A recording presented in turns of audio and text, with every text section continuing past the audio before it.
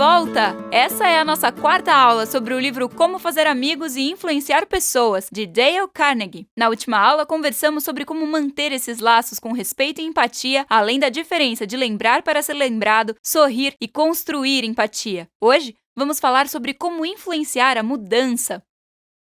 Como começar uma conversa sobre algo que alguém precisa mudar. Para dar boas notícias, todos sabemos o que fazer, mas na hora de tocar em pontos de melhoria, a conversa já não é tão fácil assim. Geralmente, duas são as abordagens comuns. De um lado, temos aqueles que são extremamente rigorosos com o desempenho. Estes costumam não fazer muitos rodeios, dizendo o quão grave é a situação. O problema é que as pessoas costumam não reagir bem a críticas, e quando são confrontadas diretamente, o instinto natural é questionar e ficar obcecado pelo peso da crítica. Por isso, ir direto ao ponto nem sempre é uma boa estratégia. No extremo oposto, existem os permissivos. São os que fazem pouco caso de um deslize, justificando ter pouco impacto ou menosprezando as consequências. Mas essa atitude é corrosiva, especialmente quando aplicada em estruturas hierarquizadas, como em algumas empresas. Isso produz o chamado efeito mãe, onde o protecionismo acaba por estagnar qualquer possibilidade de evolução. Para não cair em nenhuma das duas armadilhas acima, comece pelos pontos positivos. Essa técnica consiste em 3 passos. Quando precisar fazer uma crítica a alguém, antes de ir falar com a pessoa, encontre 3 características positivas nela. Comece a conversa exaltando com sinceridade esses pontos de admiração. Depois disso, deixe clara a mudança que precisa ser feita. Faça a crítica. Finalize a interação com um conselho construtivo sobre como superar a situação. Essa abordagem tem um efeito real em seu interlocutor. Costumamos olhar para erros como se fossem fracassos definitivos. Guiar a mudança traz uma visão de caso isolado para a falha, reforçando a capacidade de resolução dos envolvidos sem criar rótulos negativos.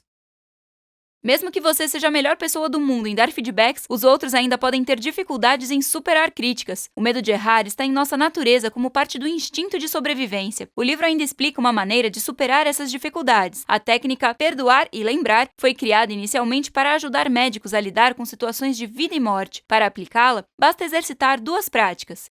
Assumir a responsabilidade pelo fracasso transfere o poder de mudança para si. É lembrar do erro incorporando os aprendizados que ele gera. Num ambiente de hospital, por exemplo, médicos e enfermeiros devem ter consciência de seus erros e aprender com eles. Depois, administre o problema existencial levantado pelo fracasso. Essa perda não deve afetar a moral ou a autoestima da pessoa, pois se isso acontecer, ela não conseguirá evoluir. Ou seja, se perdoe pelo erro para se permitir ter uma leitura positiva do que aconteceu. É preciso criar uma cultura de aceitação do fracasso como parte corriqueira das nossas vidas. Reconhecer que o fracasso pode acontecer tem um poder libertador de dar agilidade na resolução de problemas. Dialogar sobre essas falhas também quebra o tabu de que as pessoas deveriam ser perfeitas. E quando o erro acontecer, é preciso separar a pessoa do problema. O projeto fracassou e você fracassou são abordagens bem diferentes e mudam como quem está envolvido irá assumir a responsabilidade. Com esse distanciamento responsável, podemos então aprender com nossos erros. Por último, seja metódico ao criar medidas para mitigar fracassos, reiterando que reconhece que eles virão. Ajudar as pessoas a manterem sua dignidade também é fundamental para que elas se estabeleçam. Para isso,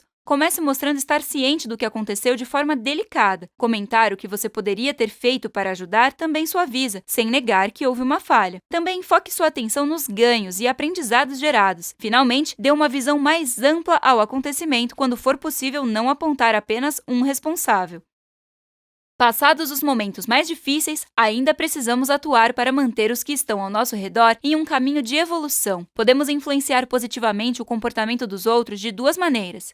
Elogiar, como uma forma de reforço e reconhecimento. Quando elogiados, mantemos os padrões elevados para atender a estas expectativas. Comportamentos que não são reconhecidos acabam sendo deixados de lado. O foco dessa atitude é persistir em um comportamento positivo. Quando uma mudança de comportamento está em curso, outra ferramenta se faz necessária. O incentivo. Um incentivo verdadeiro recorre aos pontos fortes do outro. Utiliza habilidades e competências intrínsecas para motivar a transformação. O objetivo final é desenvolver alguém para atingir um comportamento desejado. Mas, para colher os resultados desejados, é preciso que essas atitudes tenham algumas qualidades. Um elogio precisa vir do coração. Lembra do problema da bajulação?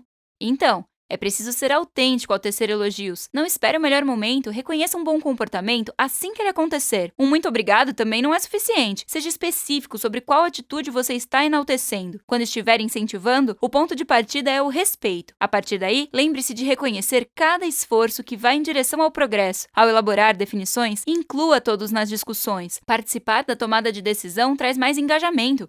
Por último, não deixe que conflitos contaminem o ambiente. Eu sei que você consegue é muito melhor do que eu disse que ia dar errado. Conduzir mudanças é um grande desafio. Somos construídos para reconhecer padrões e encontramos conforto no que nos é familiar. Quando colocamos nessa equação a presença de outras pessoas, tudo fica mais complexo. Após 4 aulas nesse clássico da literatura de desenvolvimento pessoal, aprendemos muita coisa. Vamos repassar alguns pontos para fixar o que vimos. Em nossa primeira aula, passamos pelos princípios essenciais de Dale Carnegie. Vimos a importância de não julgar apressadamente mantendo a cabeça fria, como focar nos pontos positivos pode fazer a diferença e como se conectar com as necessidades mais fundamentais do outro.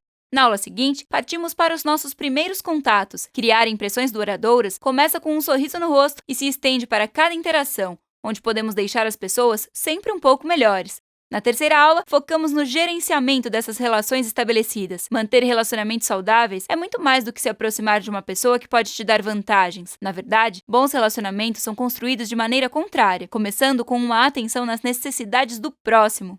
Para fechar, hoje conversamos sobre como conduzir a mudança sem criar ressentimentos. Quando bem feita, a mudança é o caminho para a evolução, e não fonte de frustrações.